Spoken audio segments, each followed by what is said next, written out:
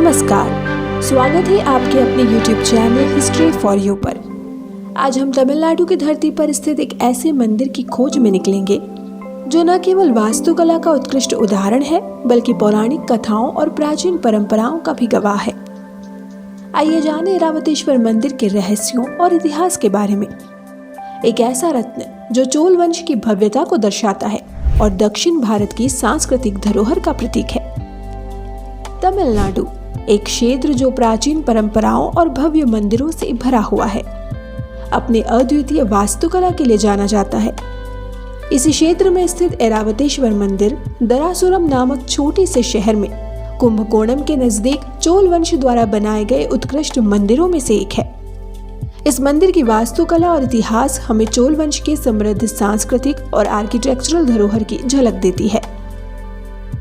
चोल वंश जो 9वीं से 13वीं सदी तक शासन में था, उसने मंदिर निर्माण में कई प्रमुख उपलब्धियां हासिल की। तंजावुर का बृहदेश्वर मंदिर और गंगैकोंडा चोलपुरम मंदिर इस युग के प्रसिद्ध मंदिरों में शामिल है। हालांकि ऐरावतेश्वर मंदिर भी इसी महान वंश की एक अन्य भव्य उपलब्धि है जो 12वीं सदी में निर्मित हुआ। ऐरावतेश्वर मंदिर भगवान शिव को समर्पित है और यह द्रविड़ वास्तुकला का आदर्श उदाहरण है। यह मंदिर दरासुरम में स्थित है जो कुंभकोणम से कुछ किलोमीटर की दूरी पर है। यहाँ के शांति भरे वातावरण और सुरम्य सरासिया हिल्स के दृश्य इस मंदिर को एक विशेष स्थान प्रदान करते हैं। इस मंदिर का निर्माण पंचलौह यानी 5 धातुओं का मिश्रण से किया गया है और इसे 2004 में यूनेस्को द्वारा विश्व धरोहर स्थल के रूप में मान्यता प्राप्त हुई थी। मंदिर की प्रमुख विशेषता इसकी खूबसूरती से तराशी गई मूर्तियां और इसकी परिपूर्ण संरचना है। ऐरावतेश्वर मंदिर का निर्माण चोल वास्तुकला के उच्च मानकों को दर्शाता है, जिसमें सजीव नक्काशी और लुभावनी डिजाइन शामिल है। मंदिर का मुख्य प्रवेश द्वार भव्य है और इसके भीतर का मंडप और गर्भगृह दर्शनीय है।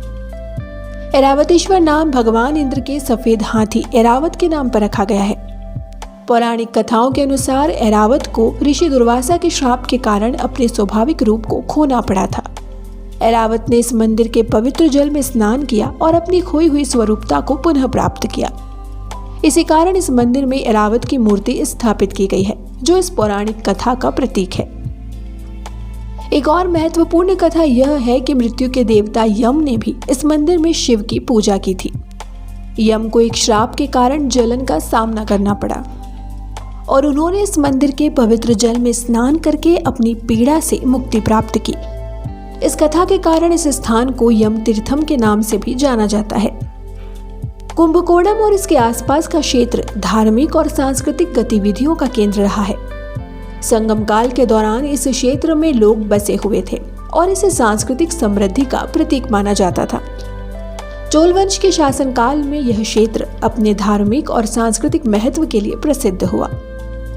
ऐरावतेश्वर मंदिर का निर्माण राजा राजराज चोल द्वितीय के शासनकाल में हुआ, जो एक महत्वपूर्ण ऐतिहासिक घटना थी और ऐतिहासिक संदर्भ इसे भारतीय सांस्कृतिक धरोहर का एक महत्वपूर्ण हिस्सा बनाते हैं। यदि आपने अभी तक इस मंदिर का दौरा नहीं किया है तो आपको इसे अपनी यात्रा की सूची में अवश्य शामिल करना चाहिए। आशा है आपको यह वीडियो पसंद आया होगा। यदि आपको ऐरावतेश्वर मंदिर की कहानी और भी दिलचस्प लगी हो तो कृपया वीडियो को लाइक, शेयर और चैनल को सब्सक्राइब करना ना भूलें। मिलते हैं आपसे एक अगली नई वीडियो में, तब तक के लिए धन्यवाद।